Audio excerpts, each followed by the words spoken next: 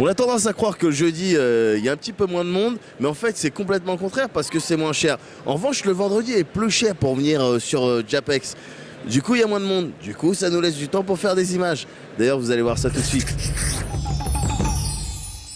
Vendredi 5 juillet 2013, deuxième journée. C'est d'abord l'occasion de faire connaissance avec certains artistes nippons qui se produisent dans le JE Live House. Aki Akane, Chaos, Kawashima Anam et Kaili.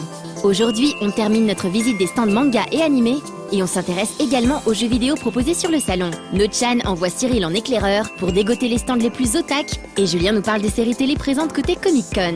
Pendant ce temps, l'équipe de Costume Player aborde les sélections françaises du World Cosplay Summit et enfin, Moguri nous fait découvrir les activités de No Life sur la convention. Caro, c'est l'heure de la J-Musique. Alors, essaye de m'émerveiller en me racontant quelque chose là, maintenant. Eh bien, si je te parlais d'Aki Akane, une fille qui a du talent aussi bien en dessin qu'en chant et qui émerveille les gens sur scène, sachant qu'elle est très mystérieuse parce qu'on ne sait pas quel est son visage. Elle porte des lunettes et une perruque, vous allez voir. Le concert d'Aki Akane était le premier du vendredi. Seulement, la Miss tient à son anonymat, du coup le début du concert s'est fait par message interposé. Quelques minutes plus tard, elle entrait en scène avec sa perruque, ses lunettes et ses danseuses. Bien sûr, les vidéos associées à chacun de ces morceaux étaient diffusées sur l'écran pendant le concert.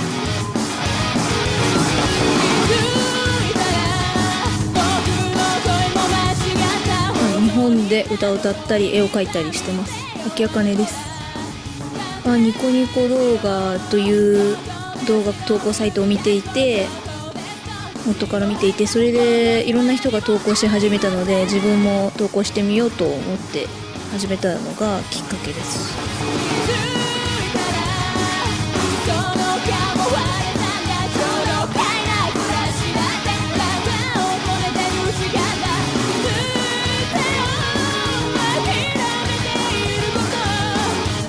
Aki Akane est connue pour avoir deux facettes dans son art, sa musique et son graphisme. Elle bascule ainsi sans cesse d'un domaine à l'autre et travaille sur ces deux terrains qu'elle a réussi à lier. On peut donc se demander de quel côté son cœur balance. 本当にどっちも好きというか、イラストの方は小さい頃から描いてて、好きだから描き続けてるんですけど、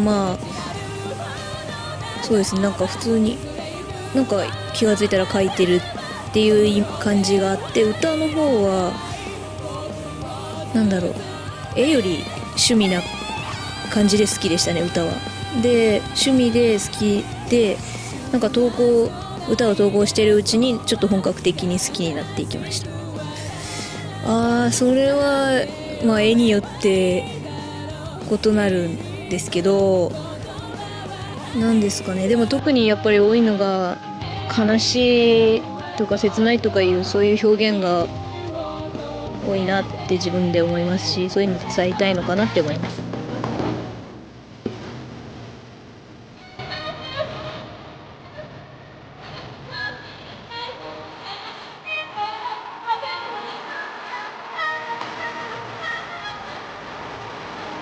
Lors de son concert, Akane a interprété plusieurs titres dont son tout dernier, Candle Reduction.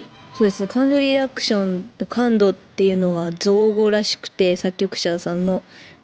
で、日本にも意味がある言葉としてはないんですけど、なんか感度の度は度級っていう日本語の度らしくて、言葉にできないんですけど、なんかそういう感情を表した曲みたいな感じで、作曲者さんから聞いたので、なんかそういうのを表現しようと思って、歌もイラストもそう考えました。はい。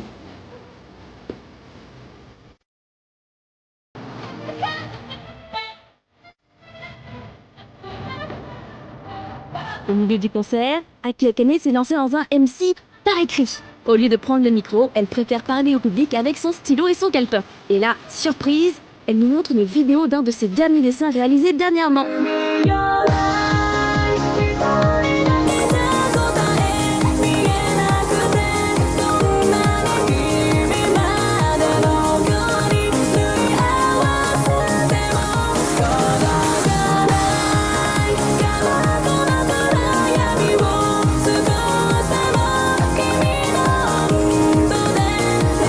Et la voilà de retour avec une nouvelle perruque et de nouveaux vêtements.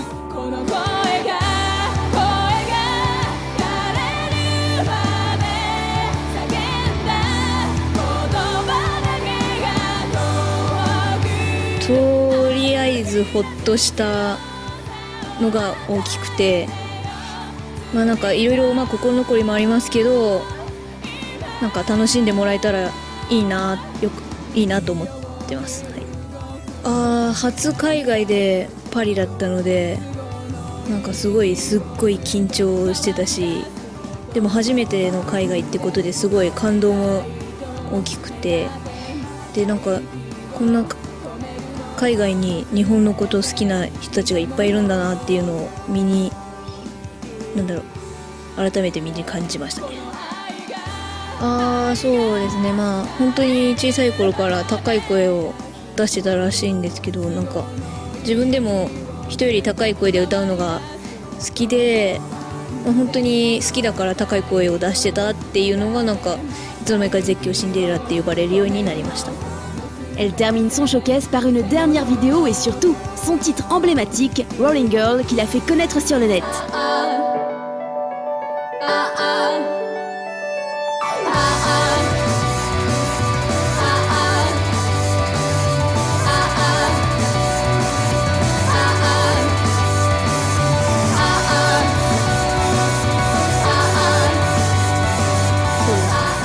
これからもぼちぼち頑張りますので、見てくれると嬉しいです。頑張ります。ありがとうございました。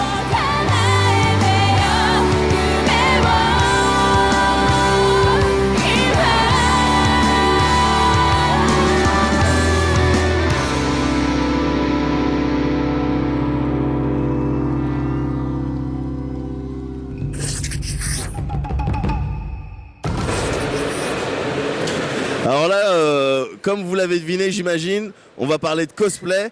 Et d'ailleurs, moi, je suis cosplayer en Moguri. C'est tout de suite.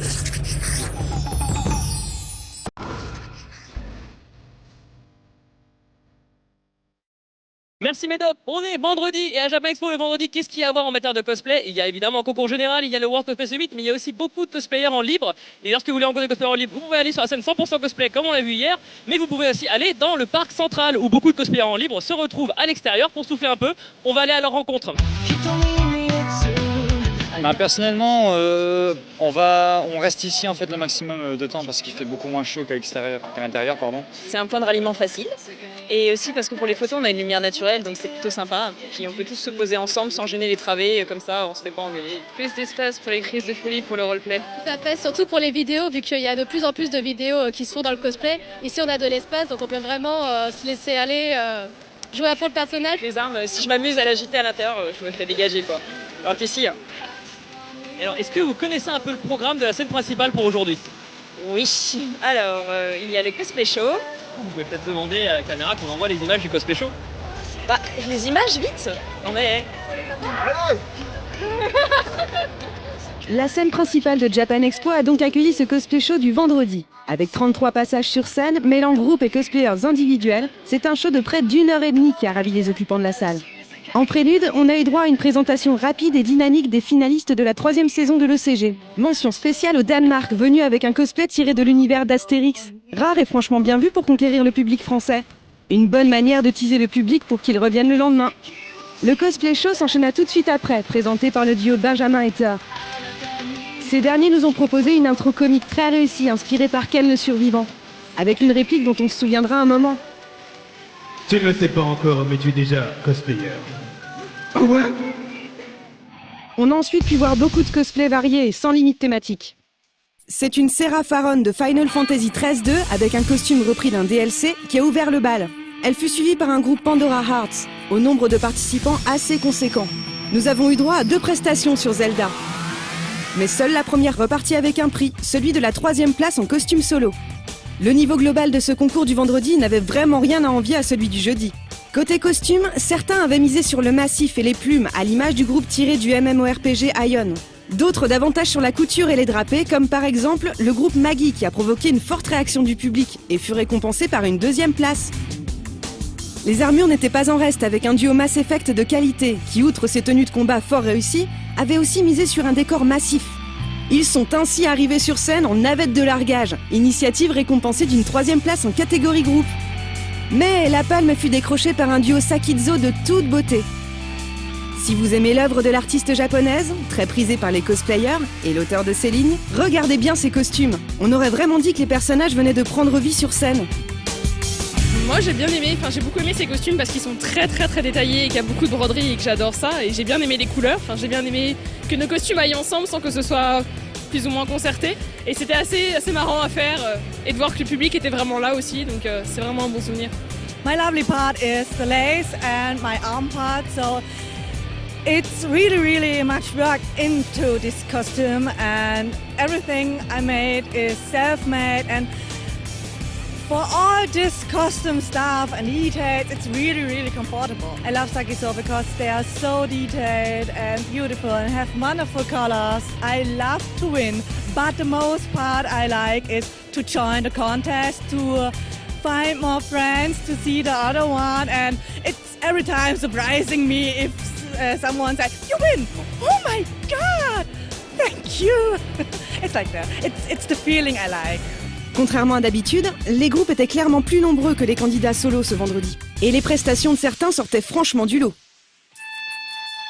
On a aimé la poésie du duo de journée, le crossover mêlant dans un gros fight Street Fighter 4, One Piece et l'habitant de l'infini. Ouais, rien que ça. Original et récompensé d'une 4e place. Même si on cherche encore la logique dans cette réunion de personnages, en dehors de faire une performance sur scène. Nous avons aussi aimé les groupes à l'influence plus occidentale, avec du Batman, du Doctor Who et du Game of Thrones. Et enfin, un duo choupi tiré des mondes de Ralph, dont la conclusion fut remarquable et saluée d'un prix coup de cœur. Côté solo du classique, mais du bon classique. Le jury a retenu pour le prix Forge un Dante fort bien armé, tiré de Devil May Cry. En premier prix prestation, une Supergirl à l'humour très bien vu. J'ai voulu jouer sur le cliché de Superman qui, quand il est appelé, il enlève ses vêtements et il se transforme en Superman. Donc j'ai fait pareil, j'ai été appelée pour un vilain qui est arrivé dans le Japan Expo. Je me suis transformée en Supergirl. Et en fait, je suis arrivée trop tard parce que c'est trop long à se transformer, donc c'est Superman qui est arrivé en premier. Voilà. J'ai dû faire un pantalon qui s'appelle de Chipandal, donc j'ai dû couper mon pantalon et coudre tout le scratch. Et j'ai eu du mal dans les répétitions à l'enlever parce que j'ai pas beaucoup de force dans les bras, donc ça partait pas très bien. Voilà. C'est surtout ce moment-là, j'étais très stressée et c'est parti très bien pendant la presta, donc ça m'a fait plaisir. Et enfin, en premier prix costume, une elfe de sang tirée de WoW et qui a amplement mérité son prix. D'ailleurs, elle ne vous dit rien, la charmante Connie? C'est pourtant une habituée des récompenses et de l'émission. Est-ce que tu veux partager avec des spectateurs un élément en particulier de ta tenue?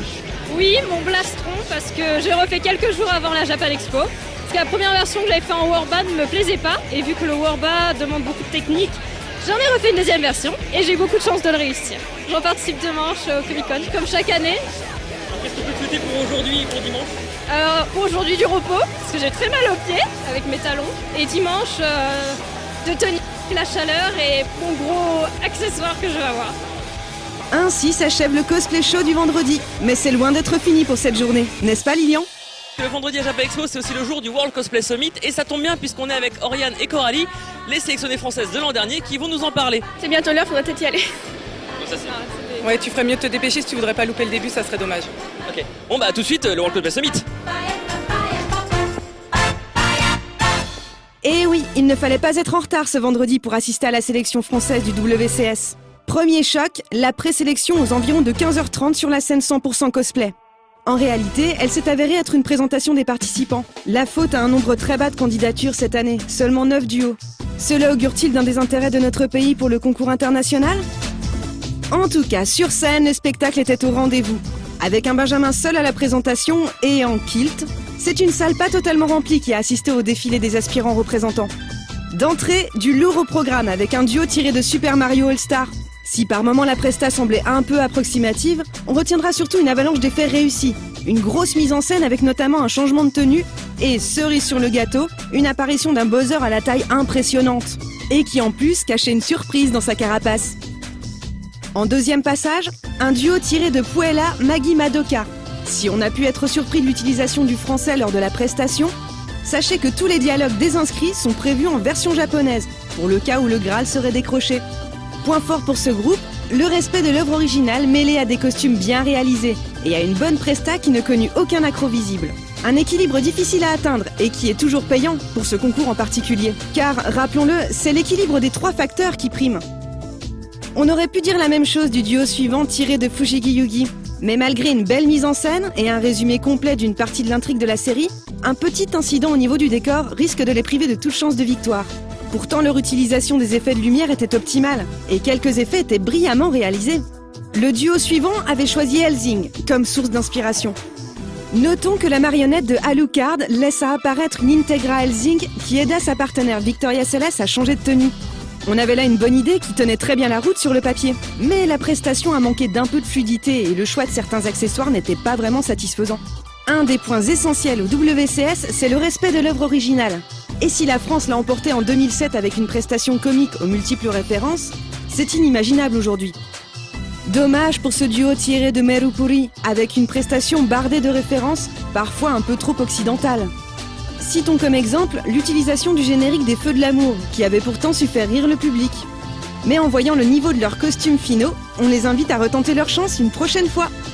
Le duo suivant peut lui aussi nourrir pas mal de regrets. Tiré de Dragon Quest 9 et avec une très bonne idée de mise en scène, il n'a pourtant pas laissé une très belle impression. En effet, quelques maladresses et erreurs de réglage ont finalement ôté toute chance à ce duo. On retiendra pourtant la qualité de leur travail, tant sur les costumes que sur la mise en scène. Un duo qu'on espère revoir à l'avenir. Globalement, les candidats avaient bien compris ce que l'on attendait d'eux. Et le groupe Gothic a tenté la prestation en japonais. Était-ce pour séduire un éventuel membre du jury nippon ? En tout cas, on retiendra également leur mise en scène réussie et une très bonne utilisation de la lumière. Lumière qui était aussi au cœur de la prestation du 8e duo, tiré de Holic. La série est un classique du concours, notamment car elle appartient à l'univers des Clamps, plutôt riche en beaux costumes et autorisée depuis les débuts du WCS. Elle fut bien mise en scène, même si on a appris par la suite qu'une prestation, paraît-il assez proche, aurait été réalisée par les sélectionnées américaines en 2011. Mais rien ne l'interdit dans le règlement. Comme rien n'empêche qu'il s'agisse d'une coïncidence. Quoi qu'il en soit, le spectacle proposé était de qualité. Dernier duo à passer enfin, Bayonetta et Jane. La salle s'est un peu réveillée sur ce passage. Est-ce dû au costume, à l'œuvre choisie ? On vous laisse juge. Sur un plan strictement technique et objectif, les costumes étaient bien réalisés. Mention spéciale pour les détails des chaussures. Et pour la presta, on notera une chorégraphie qui, bien que simple, fut très bien exécutée. Petit détail bien vu, l'utilisation d'un remix de Fly Me to the Moon, présent sur l'OST du jeu, mais également thème de fin de la série Evangelion. Une série omniprésente en ce moment au Japon, et dont les thèmes musicaux sont très utilisés par les organisateurs du WCS. Alors, qui nous représentera cette année à Nagoya ? La réponse fut donnée sur la scène 100% cosplay à 17h30, et c'est avec beaucoup d'émotion que le duo tiré de Puella Magi Madoka a accueilli la nouvelle. J'ai envie de pleurer encore. Non, je réalise pas du tout. Vraiment, mais je pense. Je sais pas, c'est un rêve, et là, on réalise. Mais là, je réalise vraiment pas. Je sais pas. J'y crois pas, là. On n'y croit pas. Moi, j'y crois pas, en tout cas. On a choisi ces costumes parce qu'on adore tout ce qui est rose, mignon et ce genre de choses. Donc, les Magical Girls nous correspondent bien. Et en même temps, il y avait un petit côté dramatique dans la série qui nous a plu et qui nous a permis de mettre en avant une prestation qui nous a plu, en fait. Il y a eu le moment où le monstre sort du décor pour tomber sur ma tête et elle me voit pas du tout.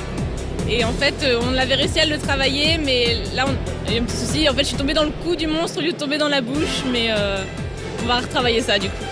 Normalement, ça devrait bien se passer. Normalement, ça passe, il n'y a pas de souci. Une victoire bien méritée dans un concours un peu décevant par moment, mais qui valait le coup d'œil, comme chaque année. À toi Lilian pour la conclusion. Ainsi s'achève ce vendredi à Japan Expo côté cosplay. On espère que vous avez bien apprécié les différents concours. On félicite encore une fois les représentantes françaises qui vont nous représenter à Nagoya cet été. Et on n'a qu'une seule chose à vous dire, rendez-vous demain pour le cosplay du samedi.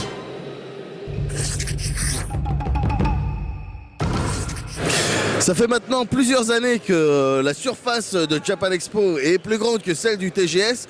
Et ce qui est cool, c'est qu'on trouve évidemment du jeu vidéo ici. Alors normalement, la partie jeu vidéo de Japan Expo, j'en parle avec Thierry. Simplement, là il y a un petit peu mal au bide. Je sais pas si c'est là.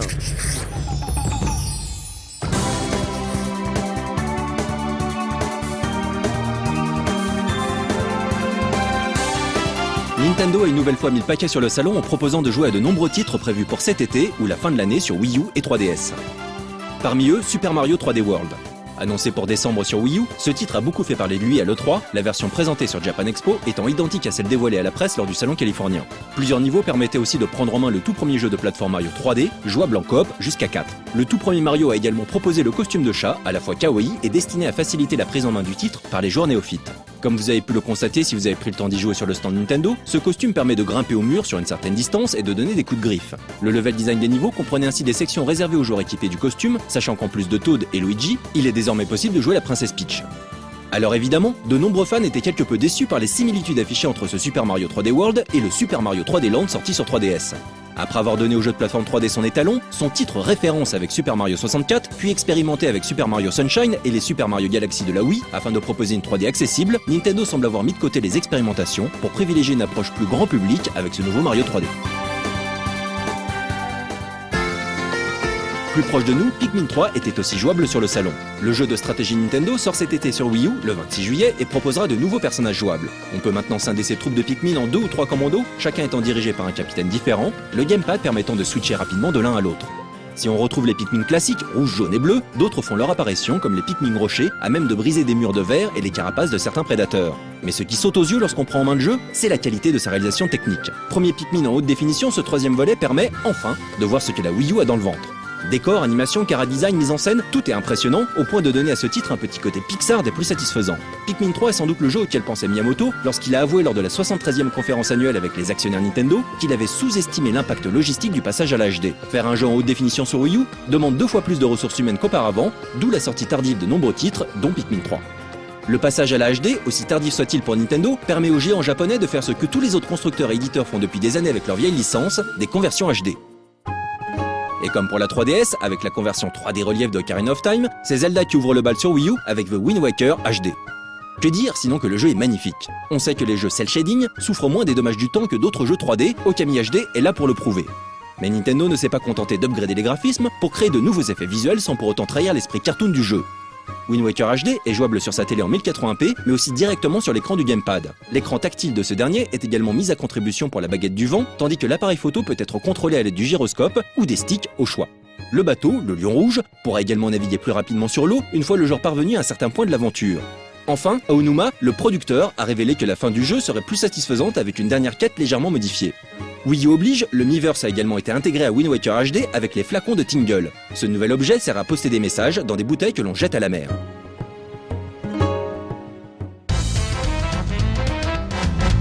Autre nouveauté en provenance de l'E3, présentée sur le stand Nintendo de Japan Expo, la suite de Donkey Kong Country Returns. Nommée Tropical Freeze, celle-ci met en scène des animaux vikings, tels que des pingouins, des ours blancs ou encore des morses. En provenance des mers du Nord, ces derniers envahissent l'île de Donkey, qu'il ne pourra regagner qu'en fin de partie, après avoir parcouru pas moins de 5 autres îles auparavant. Ce nouveau Donkey est le tout premier de la série en HD. Les capacités de la Wii U ont permis à Retro Studio de revoir le look des héros, dont les poils sont désormais apparents. Retro a également tenu à proposer des niveaux plus dynamiques en termes de mise en scène, avec une caméra nettement plus mobile, accompagnant les mouvements de Donkey lors de ses pérégrinations en tonneau-canon. Outre Donkey et Diddy Kong, 2 nouveaux personnages jouables feront leur apparition, Dixie Kong et un autre encore tenu secret.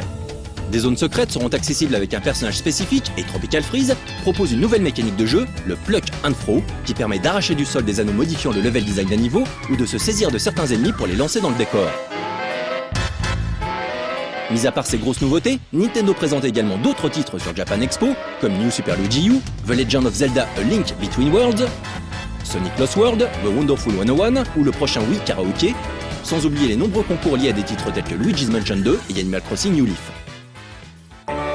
Ankama comme Nintendo affiche depuis longtemps une présence importante sur Japan Expo avec plusieurs stands énormes consacrés aux BD d'Ankama Edition ainsi qu'aux jeux Wakfu et Dofus. Mais avant de s'intéresser à ces derniers, nous allons parler du jeu smartphone et tablette Call of Cookie, basé sur des personnages de la BD Frix Squill de Florent Maudou. Frix Squill, c'est l'histoire d'une école de super-héros et on suit l'histoire de trois losers dans cette école de super-héros et on se rend compte petit à petit que c'est pas vraiment une école de super-héros, que c'est plus une école de super méchants, quoi. Ça raconte l'histoire de 3 personnes qui voudraient devenir des héros et qui se rendent compte que le système n'est pas fait pour faire que des héros partout, qu'il faut bien des méchants pour que les héros soient mis en valeur. Et donc ils voudraient pas non plus être ces gens-là, quoi. Florent est à l'origine du projet Call of Cookie, avec un producteur ayant toute sa confiance, qui mit le doigt sur un élément de sa BD pouvant potentiellement servir de point de départ à un jeu vidéo. Dans la bande dessinée, dans le tome 2, il y avait cette guerre de petits bonshommes de pain d'épices qui prenaient vie. Et l'idée c'était de rebondir là-dessus et de proposer quelque chose de fun et de visuel à des joueurs sur un système assez simple finalement. Parce que moi, alors, si tu me laisses imaginer des systèmes de jeux vidéo, je vais comme tous les mecs qui ont toujours rêvé de ça, je vais t'imaginer un GTA++, truc de la mort avec exploration, super jeu de rôle de l'infini avec un personnage infiniment puissant. Mais le but c'est de trouver les éléments qui étaient importants, les éléments de ma bande dessinée, les éléments que lui trouvait marrants. On a fait quelque chose ensemble, on a proposé ça à une boîte, on a proposé ça à Ankama en tant qu'éditeur de venir se joindre à l'aventure. Et voilà comment ça s'est goupillé quoi. Si Call of Cookie est édité par Ankama, c'est le petit studio parisien de Valais, spécialisé dans les jeux mobiles, qui le développe. Alors le jeu c'est un jeu de stratégie parce que j'adore ça. Perso je joue à StarCraft 2, mais l'idée voilà, c'est de proposer un jeu qui soit à la fois simple d'accès et avec une réelle profondeur stratégique en termes de placement de personnages et de choix d'unités. Donc en fait le principe du jeu c'est que c'est surtout un jeu en multijoueur asynchrone, c'est-à-dire qu'on envoie on va cuisiner nos propres cookies dans un premier temps et ensuite on va les mettre dans une boîte qu'on enverra à des adversaires qui sont soit des amis via Facebook, via Ankama ID, soit des gens inconnus sur le net qui sont sélectionnés par rapport à un grade. Et ensuite quand ils reçoivent la boîte, c'est à eux de trouver la meilleure solution pour battre la boîte parce que les soldats se battent tout seuls en fait, mais chaque unité est plus ou moins forte par rapport à une autre unité. Et une fois qu'il a trouvé la solution, la boîte est renvoyée à l'autre joueur qui doit, et ainsi de suite, se combattre pour la victoire. Thomas, que l'on vient de voir, est un jeune game designer issu d'Isard Digital, travaillant depuis 2 ans pour le studio de Valais. Durant toute la durée du projet, ça a été des échanges constants entre la boîte et Florent Maudou. En fait, Florent Maudou est venu avec un game concept, donc un premier jet du jeu. Il nous l'a présenté. Florian Masserel, le directeur créatif de la boîte, l'a retouché pour qu'il soit plus en accord avec ce qui se fait dans le jeu vidéo actuellement. Et donc au final, on a démarré le projet après avoir signé avec Ankama et tout s'est fait entre des échanges avec Florent Maudou et de Valais, surtout pour ce qui était du graphisme, parce qu'il y a pas mal des graphiques qui ont été faits par Florent Maudou. Plutôt amusant et visuellement très attractif, Call of Cookie sera un free-to-play, un jeu téléchargeable gratuitement donc, incluant un système de monétisation qui permettra aux joueurs de progresser plus rapidement s'ils le souhaitent. Mais évidemment, ce sont les jeux Wakfu et Dofus qui prenaient le plus de place sur les stands Ankama, et c'est Escarina, community manager sur Wakfu, qui va nous exposer les activités et les nouveautés présentées sur cette édition 2013 de Japan Expo. Et donc ce que je fais aujourd'hui, en fait je suis présente sur le stand déjà pour rencontrer les joueurs, pour répondre à leurs questions, mais surtout pour les accompagner sur nos différentes animations.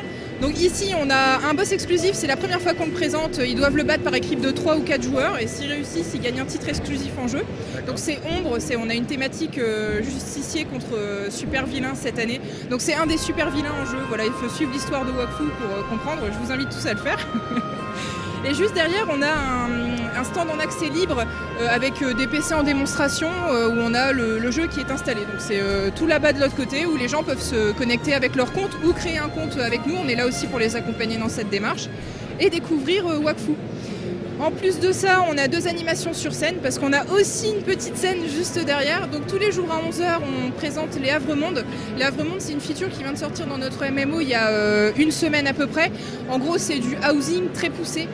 L'idée, c'est que les guildes s'achètent un petit monde à elles, qu'elles vont builder comme elles veulent, avec des maisons, des halls de guildes. Elles vont pouvoir combattre des monstres, mettre des donjons à disposition des joueurs. Enfin, c'est juste un truc de fou. Et on le présente donc tous les jours. Et en plus de ça, on fait un petit quiz à 16h pour faire gagner des cadeaux aux joueurs qui viennent répondre aux questions. Les premiers retours des fans, toujours essentiels pour les MMO, étaient visiblement positifs. Sur le boss, ce qui fait super plaisir, c'est qu'en général, les joueurs viennent une première fois, ils se font démonter, mais ils ont compris la technique et ils disent on va revenir. Donc ça, c'est plutôt positif. Et puis la première animation ce matin sur les Havre-Monde sur scène, c'est super bien passé. On a eu plein de questions, les joueurs sont venus, ils étaient vraiment intéressés. Donc c'était plutôt cool. Donc pour l'instant, voilà. Et puis le décor qui plaît beaucoup aussi, les gens nous posent des questions sur les petites maisons, la fumée qui sort d'un peu partout. Niveau décor, une explication s'impose. La voici. Alors en fait, la glace, c'est en lien à un patch qu'on a sorti il y a quelques semaines aussi qui s'appelle Free Ghost. Donc c'est une extension qui existait déjà sur Dofus, qu'on a sorti sur Wakfu il y a quelques semaines. C'est une île glacée en fait, donc c'est pour ça que c'est sur le thème de la glace et qu'on a des stalactites un petit peu partout. Et pour conclure ce sujet jeu vidéo, spécial Japan Expo, nous avons souhaité en savoir un peu plus sur les Havre-Monde, dont Escarina nous a brièvement parlé. C'est Jérôme qui va rentrer dans le détail de cette nouveauté, dont il a supervisé l'intégration, en commençant par nous expliquer ce qu'est exactement le housing.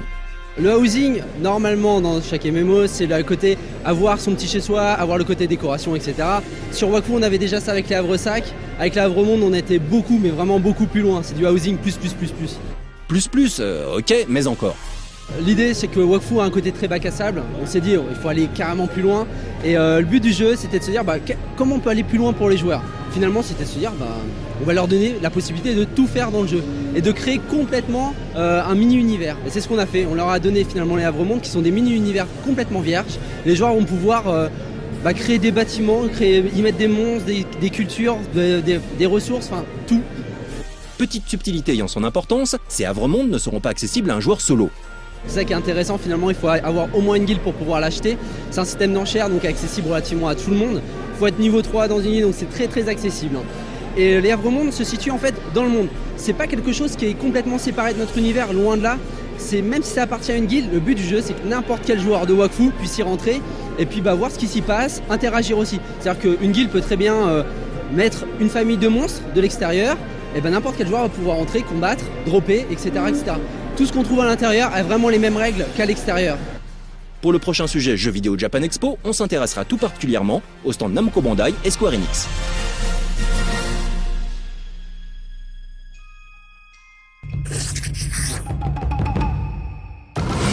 Caro, Ouais. là c'est J-Music maintenant. Et donc c'est évidemment avec toi. Dis-moi quelque chose. Quelque chose. Non, je vais vous parler de Chaos, c'est un groupe génial que tu connais sûrement pas mais qui sont même passés sur notre stand tellement ils sont sympas.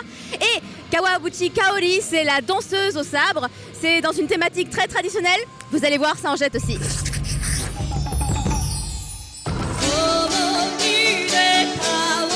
Le groupe envoûtant Chaos était également de la fête. Leur prestation dans le JE Lifehouse avait lieu le vendredi. Et comme on pouvait l'imaginer, les 4 membres ont littéralement enchanté le public. こんにちは、カオスで、日本刀を使った剣舞と、歌を歌っています川淵香織です。よろしくお願いします。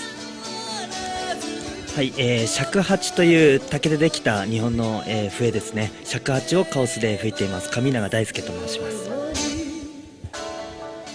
はじめまして、三味線という楽器を弾いておりますジャックと申します。よろしくお願いします。こんにちは、ギターとボーカルをやってます、修二と申します。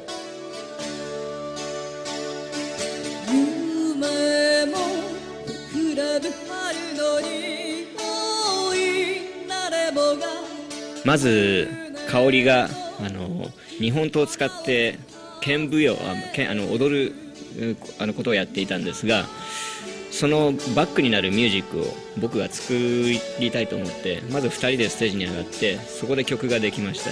そしてその後彼女を通してこの津軽三味線ニストのジャックに出会って彼のサウンドにすごく興味を持って一緒にやってみないかと言ってそれで3人でステージに上がったのがもう2年前ですね。2年前に東京では日本では大きな地震があったんですがその後に初めてステージで上がってこれは日本の文化をもっと新しい形で出していきたいなってその時みんなで思ってそれが結成のきっかけです。その後彼を通して尺八の大輔に出会って彼はアメリカツアーにも途中で参加してくれました。そしてこの4人で音を出すきっかけになりました。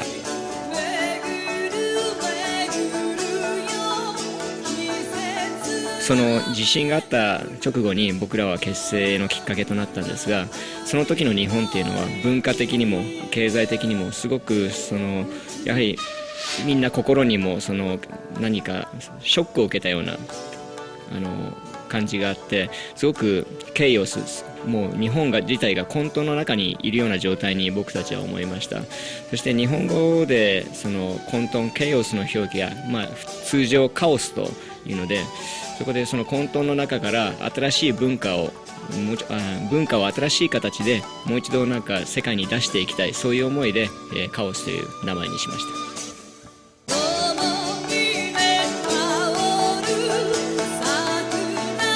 Non content d'avoir conquis chaque spectateur de la salle, Chaos peut également se vanter d'avoir charmé les téléspectateurs de No Life avec leur clip Sakura no Oni, c'était en mars dernier dans le J-Top.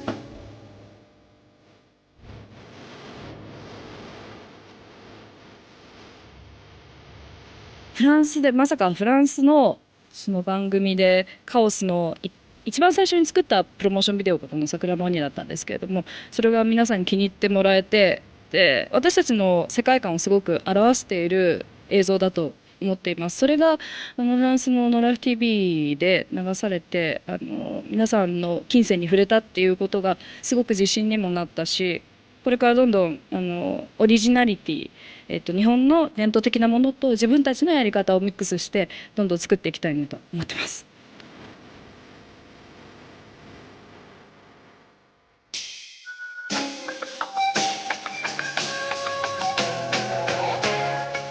その PV にもなったノーライフさんでも流していただいた桜の鬼、あの曲を通常ライブの一番最後にやります。そして彼女は刀のパフォーマンスをして最後にバシッと曲が終わるんですけど、終わった時の反応ですね、日本はそこからもう30秒ぐらいは誰も動きません。お客さんもシーンとずっとバシッとやって静寂が彼女の息遣いだけが会場に響く。それでしばらくしてパチパチパチパチっていう感じなんですけど、アメリカはもう曲を聴いてる間からもう大騒ぎですね。ずっと騒いでますお客さんビールも飲んでそして昨日、初めてフランスでやったんですけど、こちらのお客さんはその演奏そのものがじーっと黙って聴いてくださって、そして終わった瞬間にうわーすごく驚きました。嬉しかったです。Mais Chaos ne fait pas que de la musique, ils ont aussi créé leur propre manga. カオスの漫画を作ったら読みたいという意見をアメリカの方がたくさんいただいて、そして僕は絵は描けないんですがストーリーを考えるのはすごく好きなので、昔漫画家になりたいなと思ってたこともあって、そして日本に帰って僕はストーリーを書いて、その宇佐弘美という素晴らしい作画をする人に出会いまして、彼女と一緒にこれを作りました。そしてちなみにその漫画を書き出した頃は尺八の大輔はまだレギュラーメンバーではありませんでしたそうです。続編にご期待ください。今度はもっと長く作ります。花の色は同じ、両手に抱いたそのぬくもりはこんにちは、カオスのメンバー全員フランスにパリにやってこれてすごく嬉しいです。そして今回の滞在はすごく短いのであまり、見て回ったり皆さんとお会いすることもできないんですが、またここにやってこれるよう頑張ります。これからもカオスをよろしくお願いします。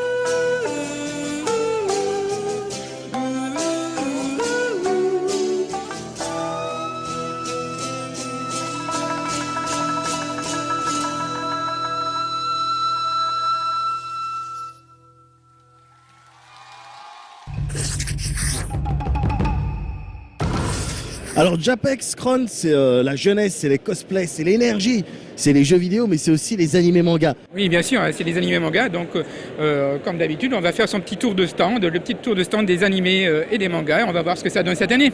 Ok, on regarde ça tout de suite.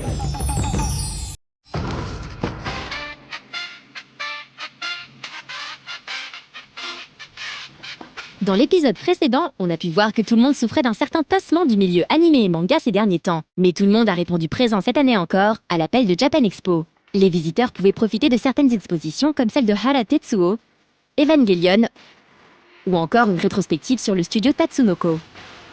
Et à côté des piliers du marché, les mêmes visiteurs ont pu découvrir certains audacieux qui n'ont pas trop hésité à se lancer dans l'aventure, quitte à se poser en challenger.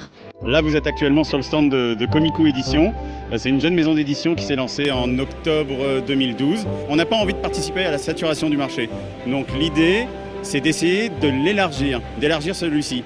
Les succès de Les Gouttes de Dieu, Thermae Romae, Les Vacances de Jésus et Bouddha, Ikigami, etc. ont montré qu'il y avait un vrai attrait de la part de la clientèle adulte, des lecteurs adultes vers le manga.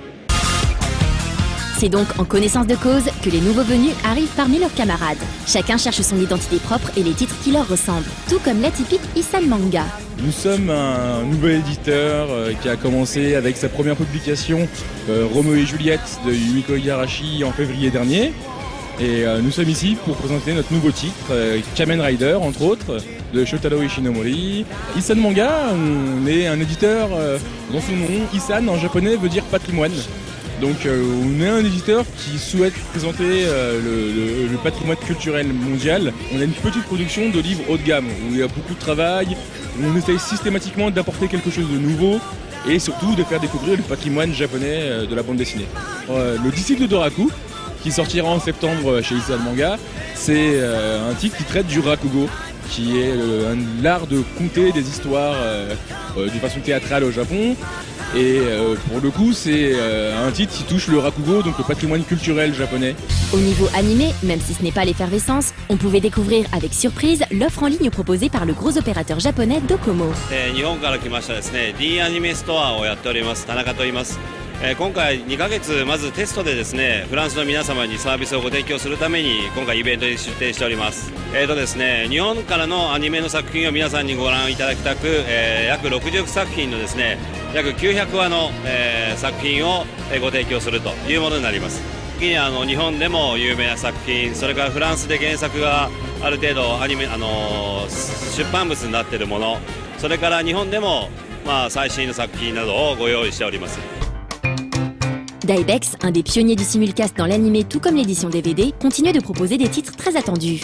On a Kids on the Slope, qui est passé en simulcast il n'y a pas si longtemps sur nos lives d'ailleurs, qui est sorti en combo DVD Blu-ray. Berserk, le deuxième film, la bataille de Doldrey. Evangelion 3.33 en direct du Japon. Il est sorti le 24 mai au Japon et il est déjà présent en VOST à la Japan Expo.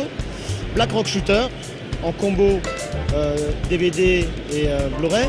On a un gros collector Full Metal Alchemist Brotherhood sur lequel on a travaillé de longs mois qui s'est concrétisé à cette Japan.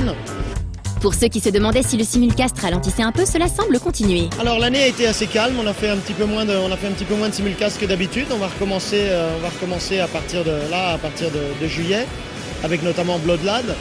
L'année a été surtout concentrée, je pense, sur les suites des trilogies. La suite de Berserk, on travaille d'arrache-pied sur Berserk 3. La suite d'Evangelion qui était très attendue chez nous. Et on a travaillé en réalité sur les simulcasts de l'an dernier qu'on a concrétisé en sortie DVD Blu-ray. Sans compter que Daibex a plusieurs projets qui vont faire plaisir à de nombreuses personnes. Vous savez qu'on est des grands fans de Gainax depuis 95, depuis Evangelion, depuis toujours. Donc on a quand même sorti Gunbuster, Evangelion, etc. On est sur... finalement, on a pu annoncer Nadia, sur lequel on va travailler tout l'été pendant que vous partirez en vacances, pour essayer de le sortir avant la fin de l'année, en version non censurée et haute définition. Au niveau animé, l'invité d'honneur n'était autre que Kawamori Shoji, le créateur et méca-designer de Macross et bien d'autres séries. Il s'est prêté de bonne grâce à une conférence publique. La communion avec les fans de l'autre bout du monde a semblé l'enthousiasmer. 本当それはすごく嬉しいですよね。今回ジャパンエキスポに来て、もう本当に社員に並んでくれる人とか聞いててもフランスだけではなくてフランスの人ももちろんたくさんいるし、もうベルギーだったりイタリアだったりスペイン、ドイツ、それこそペルーとかそれからアフリカとかもうロシアとかね、そのいろんなとこから来てくれて、もうそれはすごく嬉しいし刺激的ですよね。Un de ses premiers travaux était sur Ulysse 31, une série dont il garde de grands souvenirs. 本当にフランスとの合作っていうのも初めてだったし、でメインのメカニックのデザインをやれたのはすごく光栄だったし、あとなんだろう、宇宙船の形とかいろいろ考えたんですけども、その時にフランスのテレビ局の目玉のマークをシンボルにしてほしいって言われたのがちょっと面白かったし、でもそういうの自体何かをシンボルにして作るっていうのはすごくインスパイアされた。で最初と思ったんだけども、これはこれですごくヒントになるなとか思って、そういうのは楽しかったですよね。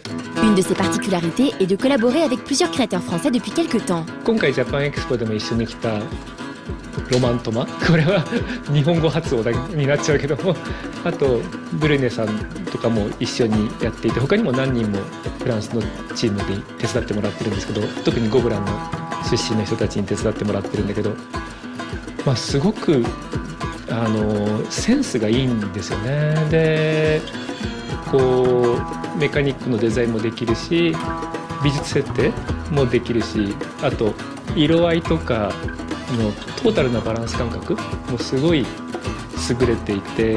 À ces mots, certains voudront peut-être tenter l'aventure dans un studio comme Satellite, mais plus que parler japonais, il leur faudra avant tout plusieurs qualités. それはもうやっぱあれですよね。チャレンジ精神とか好奇心とかね、日本に来てくれてもいいし、フランスでもねネット回収でもいいんだけど、やってみようって本気で思ってもらえるっていうのが一番大事なところだと思いますよね。De la curiosité et de la passion, deux qualités dont regorge Monsieur Kawamori, comme nous l'explique Thomas Romain. Je pense que c'est vrai, oui. Je pense avoir la passion, même si avec les années, parfois ça peut un peu s'éroder, mais ça repart très vite. Quand les nouveaux projets démarrent, c'est vraiment passionnant. La curiosité, c'est vrai que lui est extrêmement curieux.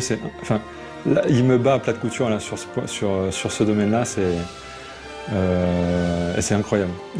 Là, on est venu en France, on est allé visiter des musées et tout. Et il est comme un gamin. C'est vraiment génial. Il veut tout voir. Il prend des photos dans tous les sens. Là, c'est un mode. En termes de curiosité, c'est un modèle à suivre.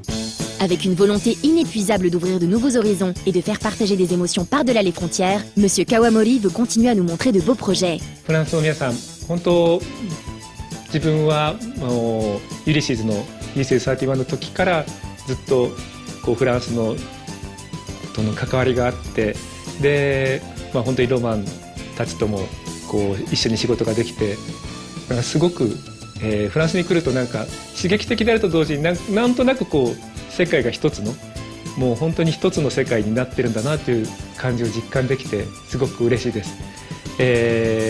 これからも国境を越えていろいろ刺激し合っていいものを作っていきたいし、いいものをお見せしたいと思ってます。よろしくお願いします。Reprenons maintenant notre tour des stands animés et mangas de ce 14e impact de Japan Expo. Entre les pionniers bien enracinés et les maisons plus confidentielles, un certain nombre d'éditeurs restent très vigoureux et cherchent à diversifier aussi leur catalogue. Là on est sur le stand de Kurokawa et là c'est la nouvelle série de Hiromu Arakawa qui a fait Full Metal Alchemist, Silver Spoon. Donc c'est un petit peu notre mascotte pour le salon. C'est un manga sur l'agriculture, c'est un manga d'un jeune citadin qui découvre l'agriculture au travers d'une école qui s'appelle Oezo. À Bloodlad aussi, donc ça c'est le tome 5 qui est sorti il n'y a pas très longtemps. Et voilà, qui marche énormément aussi justement parce qu'il surfe beaucoup sur l'humour. Donc c'est un manga sur les vampires, enfin sur le vampire otaku, donc c'est assez décalé, c'est un peu l'anti-Twilight. Et ça plaît beaucoup justement pour le ton assez sarcastique. Voilà. Cette année on a fait on a un partenariat avec 1221, donc qui est un éditeur numérique. Et qui publie pour la première fois un de nos mangas en numérique, donc c'est Bloodlad justement. Donc le premier chapitre est téléchargeable gratuitement et voilà. Chacun possède sa ligne directrice, quelle qu'elle soit, comme pour les éditions Taifu et leur tout jeune label Ototo, lancé l'an dernier. On est deux stands, un Taifu Comics et Ototo Manga. Et donc nous, on vend essentiellement des yaoi, des yuri et des hentai. Alors les nouveautés qu'on va mettre en avant chez Taifu et donc notre collection yaoi, ça va être essentiellement les avant-premières. Donc Super Lover, Love Stage Volume 1. Il va y avoir Twittering Birds Never Fly, Fluorescence. Le point positif, c'est que notre deuxième label, Ototo Manga, donc qui est shonen, seinen et shoujo, s'est développé. Malgré la crise et tout, il s'est développé. Il a été poussé grâce à une série comme Spice and Wolf, qui a gagné en notoriété au fur et à mesure des mois. Et c'est pour ça que cette année, on a fait venir l'auteur et qu'on met en avant davantage cette série. Ki-hoon aussi se faisait toujours autant remarquer.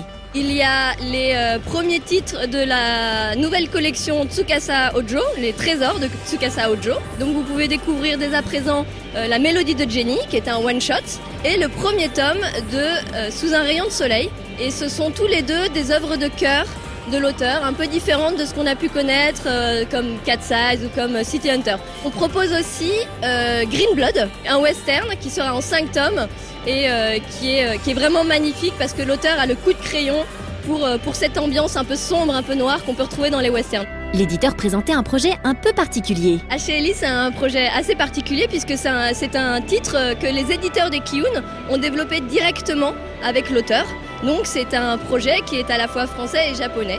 Donc ce n'est pas un rachat de licence, mais vraiment une création. Ainsi que les éditions Doki Doki, qui ne cessent de gagner en solidité. On a des nouveaux titres qui démarrent très très fort. On a notamment Servant, qui est l'histoire, comme par hasard, d'un vampire no life. Donc c'est sur le ton de la comédie, une histoire de malédiction ancestrale, un jeune homme qui recueille un chat qui s'avère être un vampire. C'est du délire à fond. En avant-première, Koala Magi Madoka Magica, qui est en fait un nouveau cycle. On avait déjà sorti les 3 premiers. C'est une histoire de Magical Girls. Donc imaginez Sailor Moon, mais actuellement, c'est-à-dire dans une version assez dark, avec du gore, quelque chose qui dépote bien. On est sur une bonne tendance parce que contrairement au marché du manga qui est en recul d'environ 7%, Doki sur un an augmente de 3%. Et en fait, on est vraiment sur un très bon rythme. On a un éditeur aussi qui publie peu de titres, une 50aine par an, mais on essaie de bien les publier, de bien les traduire, de bien les fabriquer, de bien les promouvoir. Chez Sakka Casterman, il y avait bien sûr des nouveautés et des annonces. C'est les enquêtes du limier. Taniguchi, on le connaît tous pour le quartier lointain et le journal de mon père. Et là, il vient de sortir les enquêtes du limier, donc enquête du limier qui représente un petit personnage. Ça sera en 2 volumes. C'est passionnant, comme toujours avec Taniguchi. Et c'est à la fois franco-belge, puisque le découpage n'est pas un découpage qui va très vite. C'est-à-dire qu'on prend son temps, c'est assez langoureux et assez poétique. Nous avons l'auteur de Mirai Nikki et Hanako qui va sortir une nouvelle série et que nous présentons là dans le previews qui sortira qu'à partir du mois d'août, qui s'appelle Big Order, qui sera vraiment la nouvelle série shonen de la collection Casterman Sakka.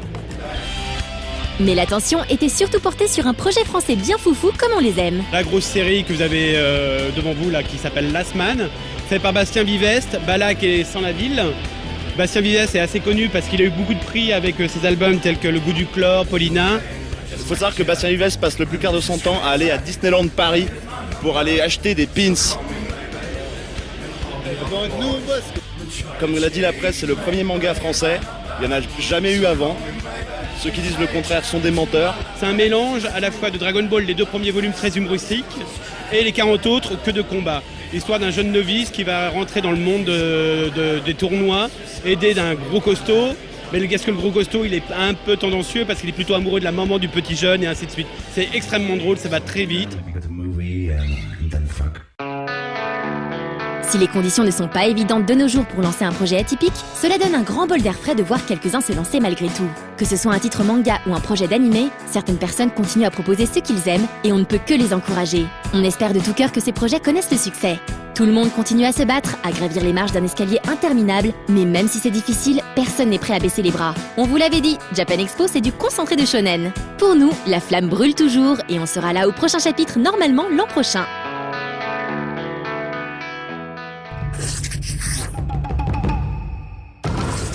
Alors Anne, ça fait plaisir de te voir en France. Donc là on a Japex 2013, c'est entre autres pour les otaku. Et quand on dit otaku, on a envie de dire Nochan juste derrière. C'est bon.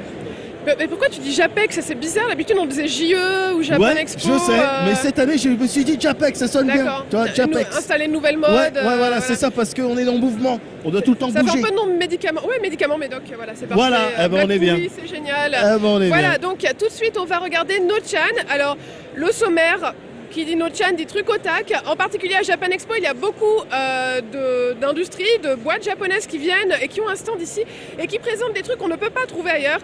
Notamment, par exemple, des stickers pour les Itacha. Donc, ce sont les voitures décorées avec vos personnages de manga, de préférence des filles moe assez dévêtues.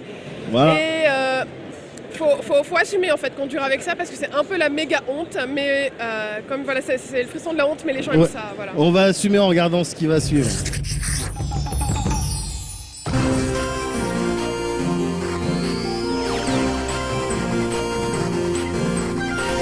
Salut les otak, c'est Nochan. Comme chaque année, je ne suis pas allé à Japan Expo, ni au Comic Con d'ailleurs. Pourquoi j'irais alors que Cyril est toujours d'accord pour y aller à ma place? D'ailleurs, il me semble qu'on va bientôt avoir la liaison satellite. Ah voilà, mais c'est les tourelles de Portal en ballon, ouais, c'est des ballons Nochan, c'est pas des vraies tourelles. Tu peux t'approcher un peu là, j'ai du mal à voir. Regarde, il y a d'autres gouttes Portal, alors évidemment il y a le compagnon de cube, il y a le petit mug, Aperture Science, alors ça c'est évidemment pour ceux qui aiment Portal, mais il y a aussi le fameux crabe de tête, head crab de Half-Life. Il y a des petits mugs Black Mesa, il y a le cake mix là-bas, je sais même pas ce que c'était, je l'avais pas vu. Safety First, c'est le cake mix de Aperture Laboratories, je me demande vraiment ce que c'est. Alors évidemment il y a les petites figurines Portal ici de Shell et de Gordon Freeman de Half-Life. Mais toi qui aimes les figurines, je sens que tu vas apprécier le détail et le travail qui a été fourni dans ces figurines Minecraft. Bon alors évidemment là on est dans le gros pixel, mais c'est très marrant et puis évidemment pour les fans de Minecraft, je pense que ça va être un incontournable. Carrément, ça le ferait grave sur mon bureau en pixel. Bon, No-chan, en fait, on allait partir sur un autre stand, mais je crois que j'ai croisé des gens qui sortent directement d'Aperture Science. Bonjour. Bonjour. Excusez-moi, vous travaillez pour Aperture ? Oui, exactement, oui. Alors, que faites-vous ici ? Vous faites des tests ? Alors oui, le but c'est de développer la science au sein de la Japan Expo. On recrute activement aujourd'hui et sur toutes les 4 jours de la Japan Expo. Cyril, où tu vas nous emmener maintenant ? Alors je t'amène sur un stand qui en fait promeut le Moe. Alors tu connais le Moe, No-chan, c'est ce que c'est ? Ah bien sûr. Voilà, alors donc ils font la promotion du Moe sous toutes ses formes et d'ailleurs ils cherchent des partenaires en Europe pour faire découvrir le Moe au monde entier. Et donc en fait le plus beau représentant du Moe sur ce stand, c'est cette magnifique Hitacha. Donc c'est ce qu'on pourrait appeler du tuning chez nous, mais en fait c'est un beau sticker qui est posé sur une belle voiture. Donc en fait ces gens proposent de faire les stickers pour les coller sur votre voiture. Alors il n'y a pas que la voiture, il y a plein de petits goods. Il y a des jeux, des figurines, des poupées. Il y a les dojinshi, tu connais ça, No-chan évidemment. Évidemment. Et sinon, tu peux lui demander combien ça coûte ? Oui, je vais lui demander tout de suite. Excusez-moi, mais combien ça coûte pour avoir un autocollant comme ça sur sa voiture ? 300 ユーロ、250から300ユーロぐらいでできます。 Mais No-chan, en fait, je crois qu'il y a un manga aussi sur les Hitacha. Et en fait, je crois que le mangaka est aussi sur ce stand. On va lui poser quelques questions. Pourquoi faire un manga sur les Hitacha ? やっぱちょっと待って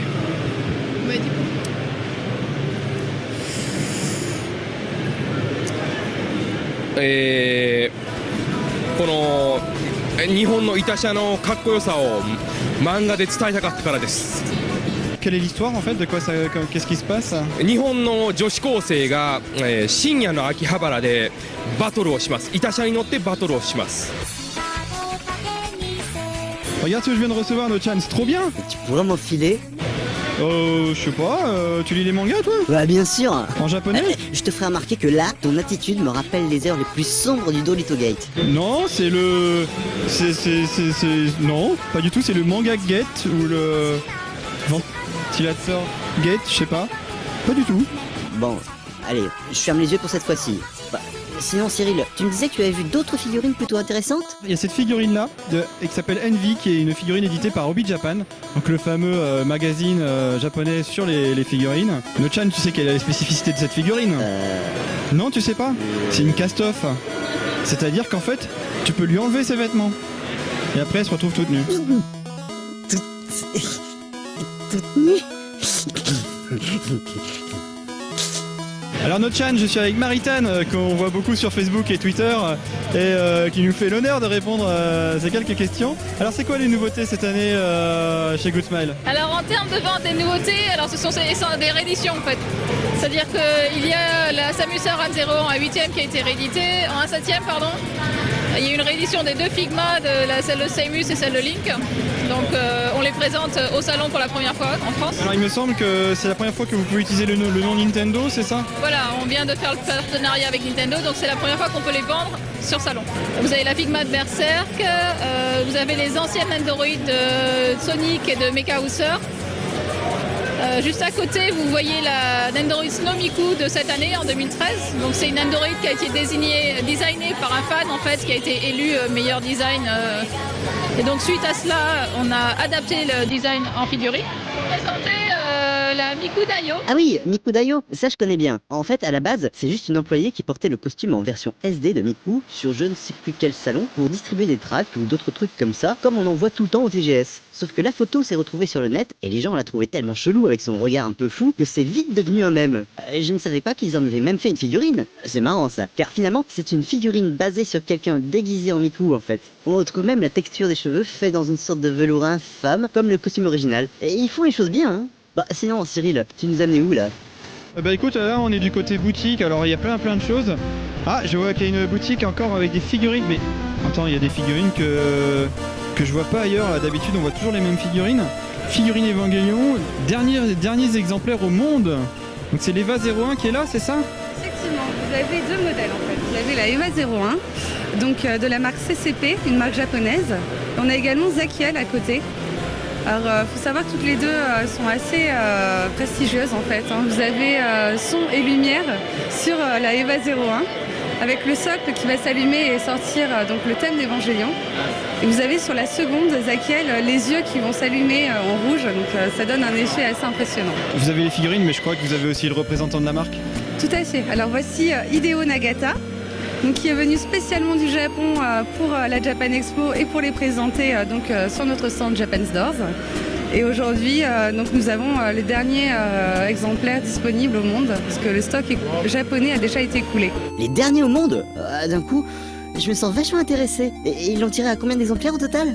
で日本でも3000個作られたんですけども、もうほとんどがあっという間に売り切れてしまいまして、ジャパンエキスポには50個しか持ってくることができませんでした。Mais c'est génial! C'est la plus belle figurine Eva que j'ai vue! Not the level of toy, but the level of art. Bon bah, ce sera le mot de la fin. Merci Cyril, j'ai bien kiffé cette petite balade et je compte sur toi pour me filer un exemplaire du manga sur les Hitacha. et je vous dis, à la rentrée les otaks!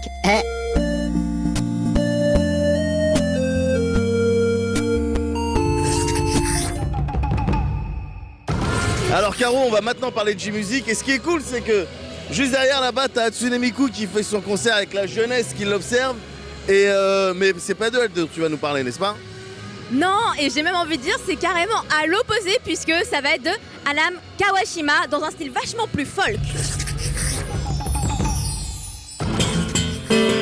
Kawashima Anam est une artiste assez atypique parmi les autres artistes qui se sont produits dans le JE Lifehouse. Son style, c'est le folk, et c'est accompagné uniquement de sa guitare qu'elle a offert au public un rapide show de 15 minutes.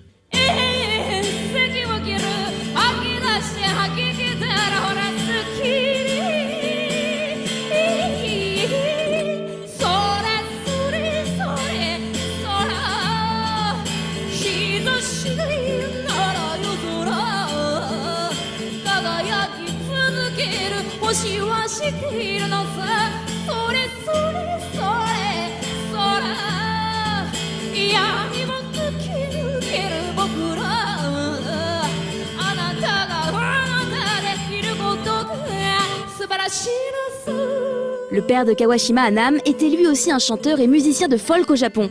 En hommage à l'artiste qu'il était, Anam a repris une de ses chansons. Next song is my father's song.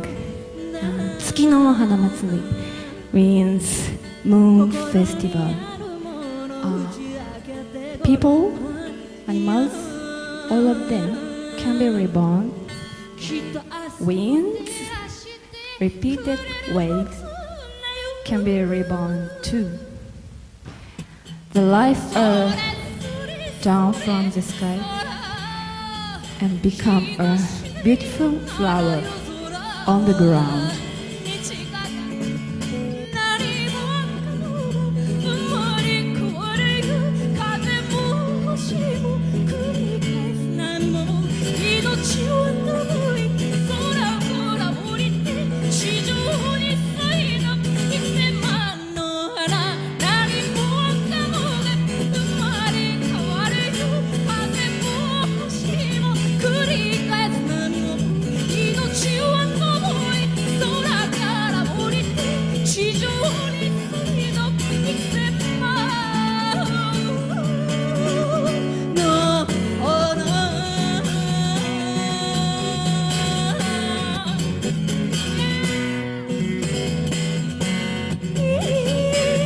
Bref, Anam est le genre de petite bouffée d'air frais qu'il fait bon respirer en ce début d'été. Espérons que l'année prochaine encore, Japan Expo invite une artiste de sa trempe.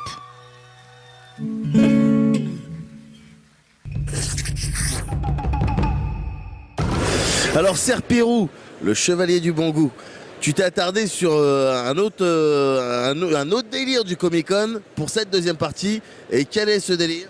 Eh bien, il s'agit des séries. Nice.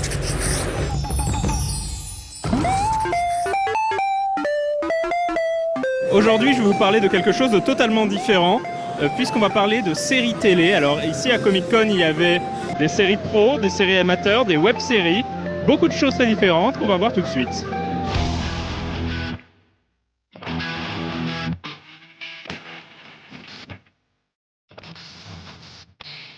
Donc comme vous l'avez peut-être compris, je suis un très gros fan de Doctor Who. Et ici, ils ont ramené en fait une reconstitution de la console du TARDIS du premier Docteur, reconstitution qui a été réalisée pour le tournage d'un téléfilm qui retrace justement les débuts de la série et qui va être diffusé pour le 50e anniversaire en Angleterre. Donc on a le décor qui a été amené à Comic-Con et c'est plutôt classe.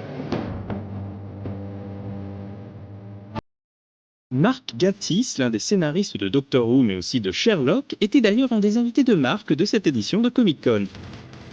D'ailleurs, comme Alex a déjà couvert les shortcoms et les web-séries, intéressons-nous plutôt aux séries télé à proprement parler, ainsi qu'aux goodies en tout genre.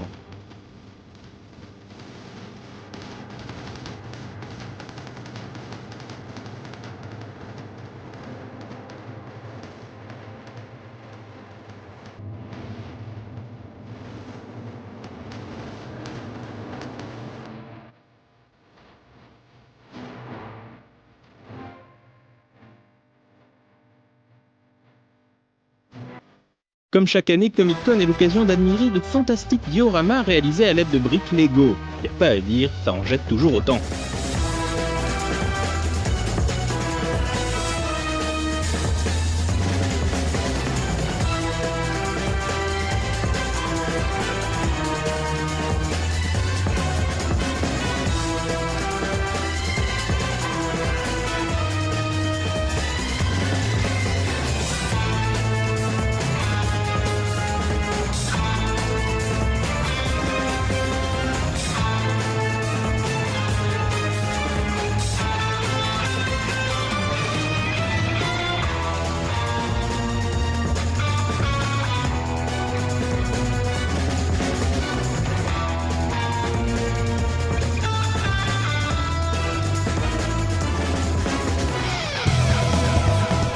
Quand j'étais petit, j'étais très fier de mon château Lego, mais là, c'est un tout autre niveau.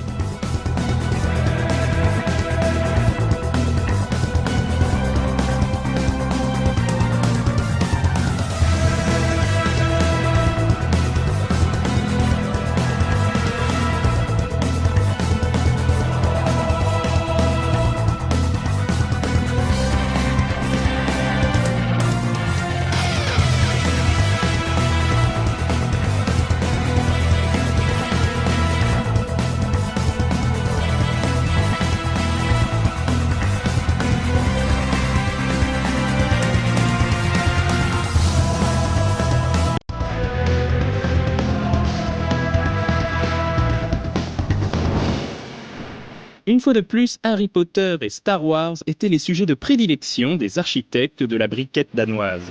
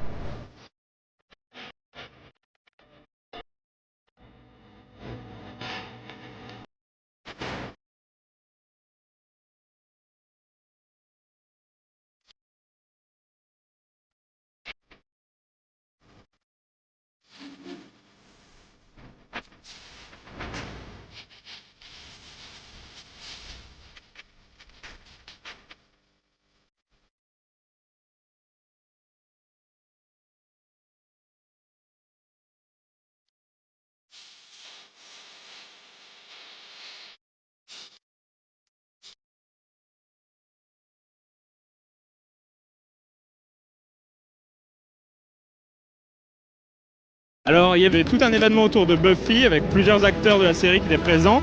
Mais le samedi, il y avait également sur la scène principale une conférence sur HeroCorp et on va voir quelques images. Donc vous aurez tous les soirs un épisode de 7 minutes avec un cliffhanger de chien. Et à la fin de la semaine, évidemment, 2 ou 3 cliffhangers de gros chiens. Voilà. À peu près.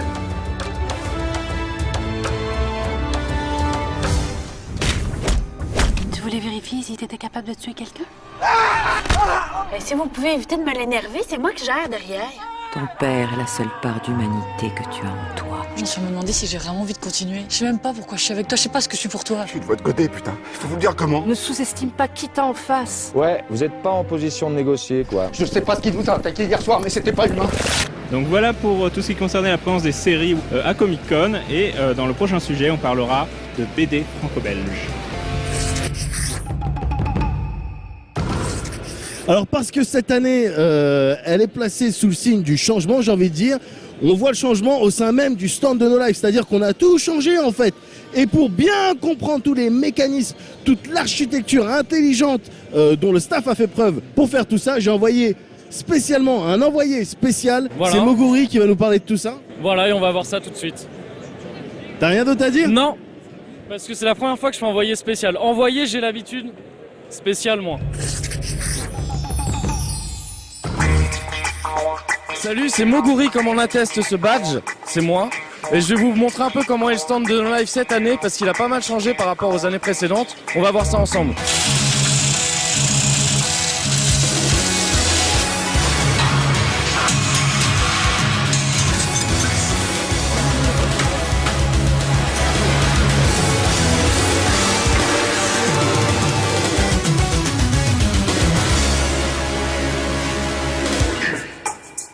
On va plutôt s'attarder d'abord sur la nouvelle disposition du stand qui est complètement ouverte. Si vous étiez passé les années précédentes, vous vous souvenez peut-être qu'on avait des tables qui encerclaient le stand. Maintenant, c'est plus du tout le cas. On a mis des tables un peu partout, ce qui permet aux gens de venir. Et alors, suivez-moi. Regardez, là, si tu veux, t'es sur du tech.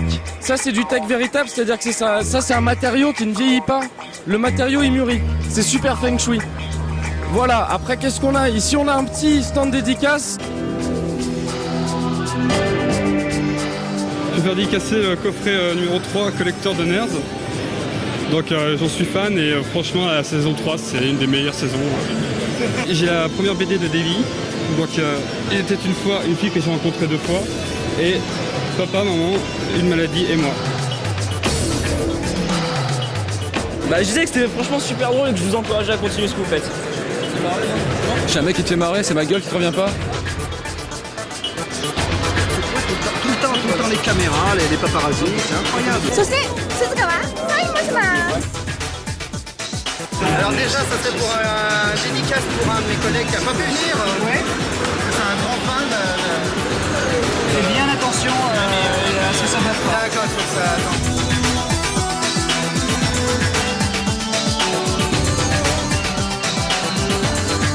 Qui êtes-vous, monsieur? Qui êtes-vous? Que faites-vous ici? Bah écoutez, je sais pas, j'avais mal aux pieds, je me suis assis, il fallait pas. Non, non, c'est très bien, parce qu'on accueille aussi les gens qui ont mal aux pieds à No Life.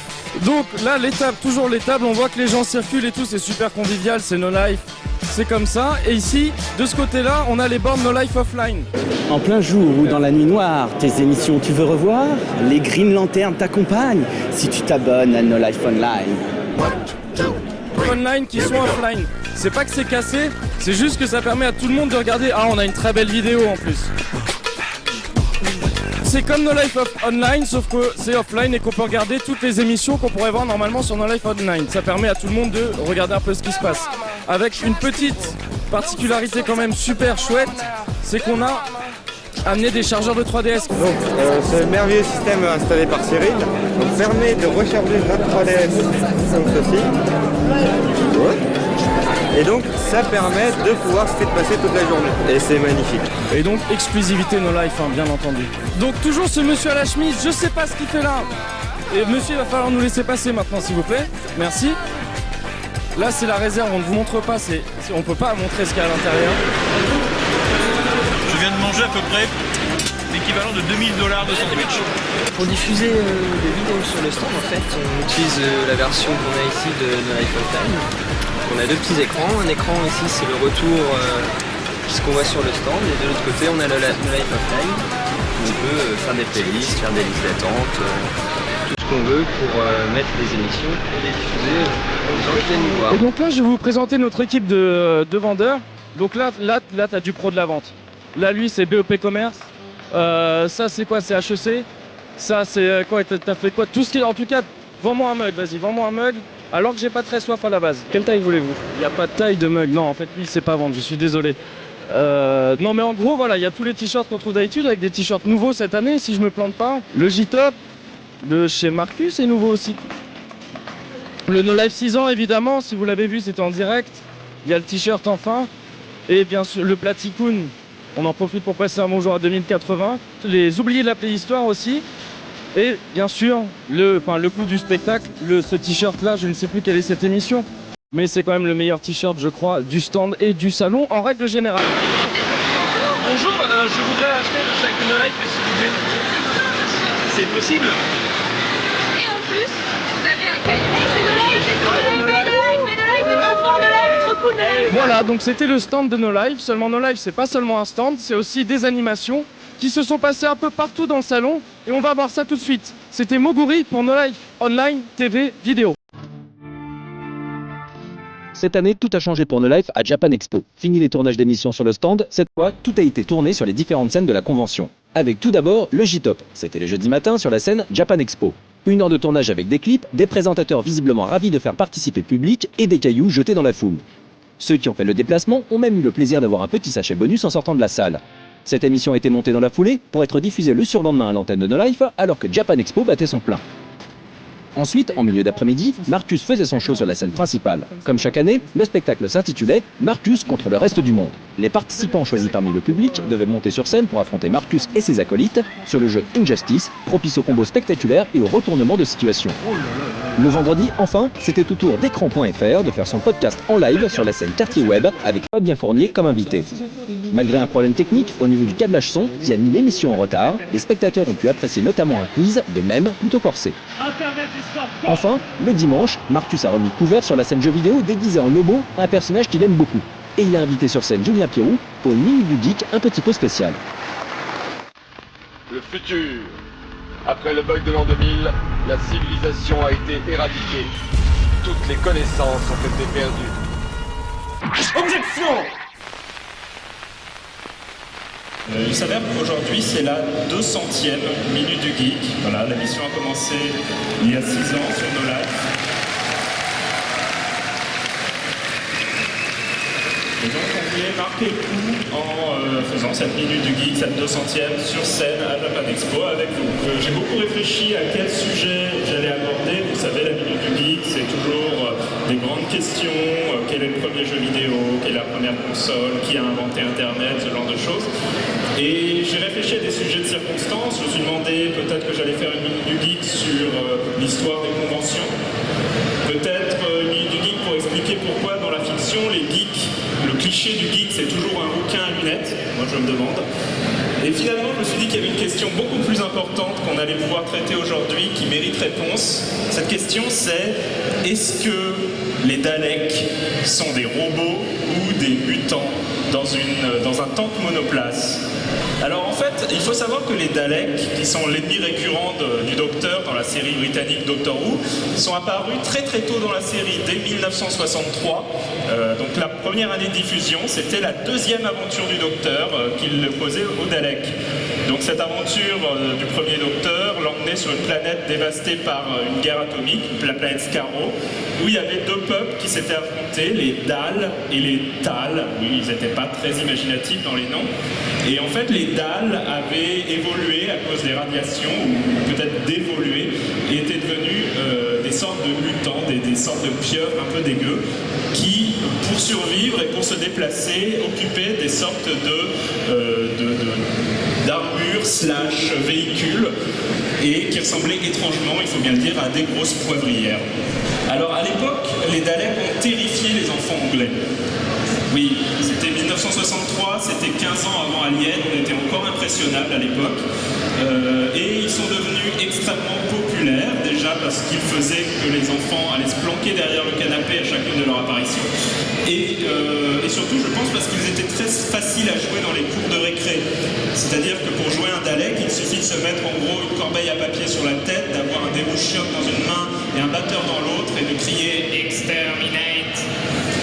Donc Donc ce succès aidant, les Daleks sont réapparus plusieurs fois dans la série, notamment dans un épisode qui s'appelle The Chase, où ils sont les premiers ennemis du Docteur à se munir de machines à voyager dans le temps afin de pouvoir affronter le Docteur à diverses époques, donc rajoutant la notion de danger dans la série. En 1975, donc 12 ans après leur première apparition, le même scénariste, Terry Nation, va écrire un épisode qui s'appelle Genesis of the Daleks, un épisode du 4e Docteur, et dans cet épisode, il révise complètement l'histoire des Daleks.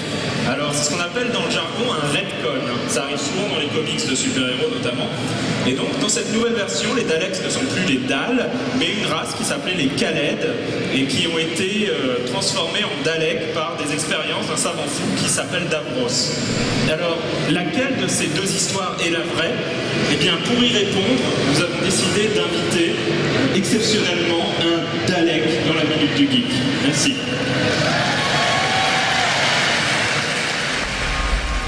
Ah bah d'ailleurs le voilà. Alors monsieur Dalek, merci beaucoup d'avoir fait le voyage depuis Skaro pour venir dans la Minute du Geek. Alors est-ce que vous avez un message pour les téléspectateurs de No Life? No Life TV. Hello geeks, I will exterminate you.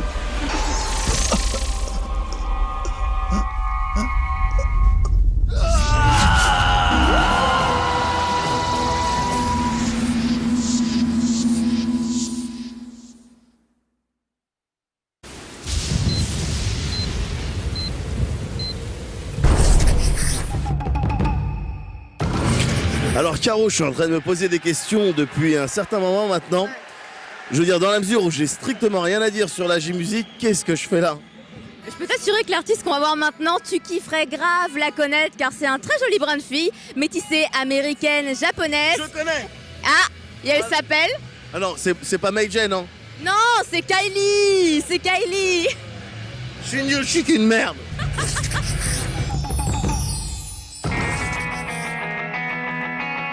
La jeune chanteuse Kylie donnait un concert unique le vendredi de Japan Expo. Mais elle n'était pas seule, elle était accompagnée de son claviériste Troy. Comme on pouvait bien s'en douter, ses origines américaines lui permettent d'être très à l'aise pour parler avec la foule dans un anglais parfait. Everybody, it's Kylie! Let's get this show Everybody started! clap your hands! Come on, everyone, clap your hands! Woo!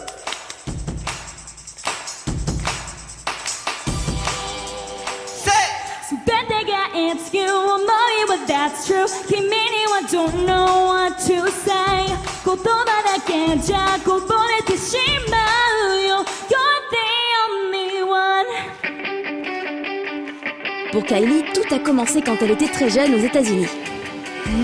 11歳の時、その時が初めて、大きなオーディエンスの前で、歌ったんですけど、その時は多分今よりも全然なんか緊張もしてなくて、すごく、楽しかったです。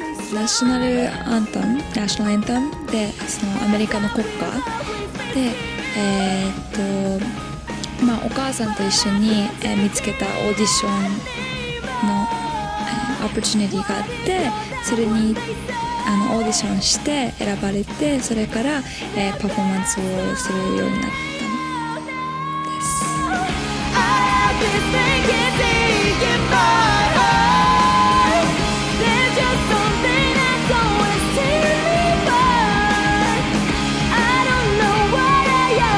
Pendant une demi-heure, la Miss a interprété quelques-uns de ses titres phares.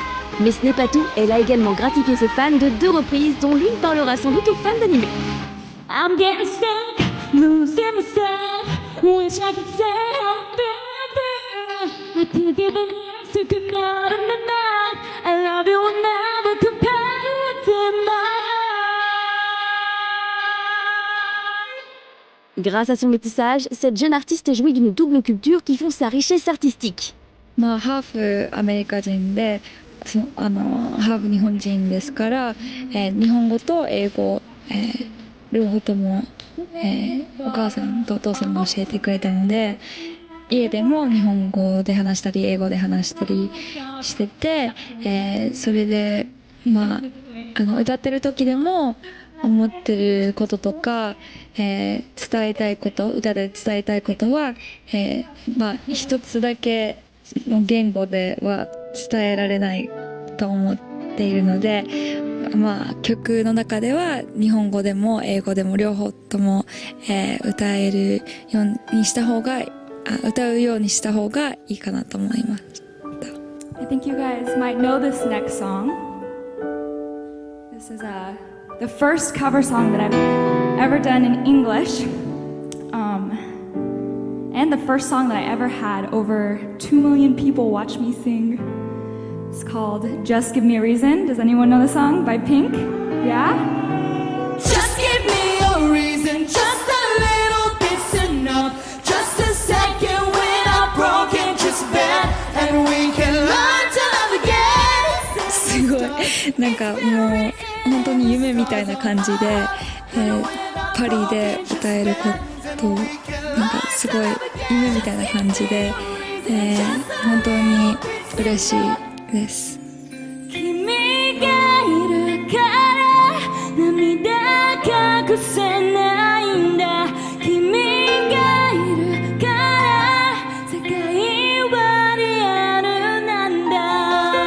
声が聞きたいよ Miss you 今会いたいよ。どうしても明日を見てるの。 Hi everyone, my name is Kylie. I'm so happy, so excited to be here in Paris, and I can't wait to perform.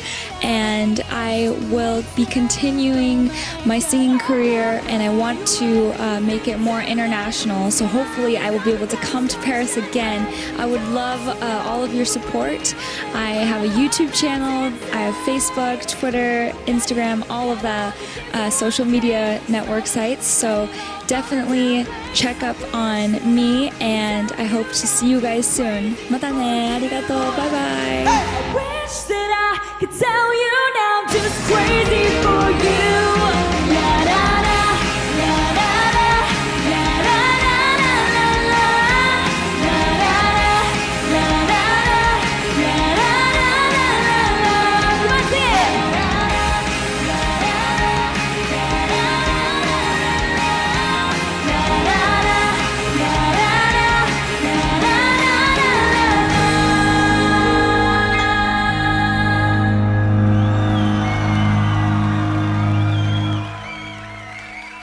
Thank you, merci beaucoup. Voilà, c'est tout pour le vendredi. On se retrouve très très bientôt pour vous parler de ce qui s'est passé à Japex 2013 le samedi, avec notamment du avant-garde, du cosplay, du jeu vidéo comme d'habitude, un petit peu de rêves écrits parce qu'on n'est pas là pour lire que des mangas, et très certainement de la surprise. Allez, ciao.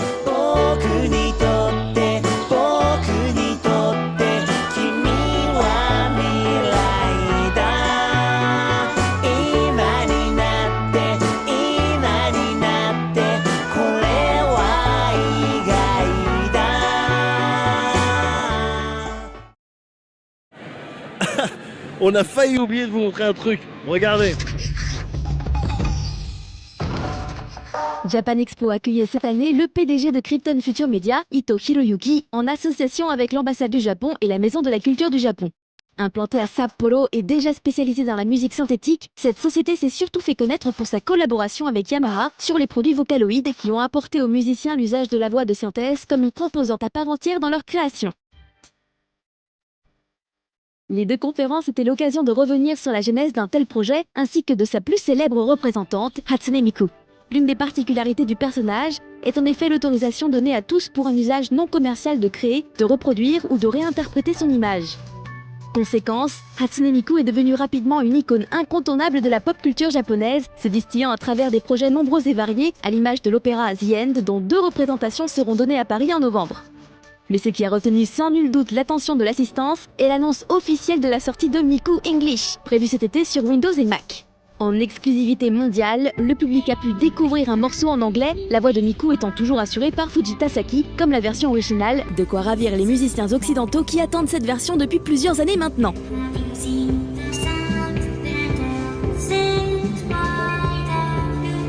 Ito Kato Hiroyuki a également présenté les activités communautaires du site officiel mikubook.com et la volonté de Krypton Future Media de mieux identifier et localiser les fans de la chanteuse virtuelle aux longues couettes vertes.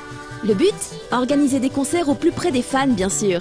Les divers lives de Vocaloid ont tous été de grands succès, se déroulant à guichet fermé, et le public européen est lui aussi très demandeur.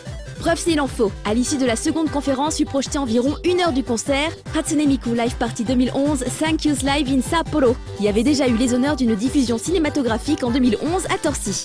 Énorme succès puisque la scène Japan Expo afficha complet à cette occasion. Sans nul doute, le public français est lui aussi prêt à accueillir un concert de la plus célèbre des idoles virtuelles.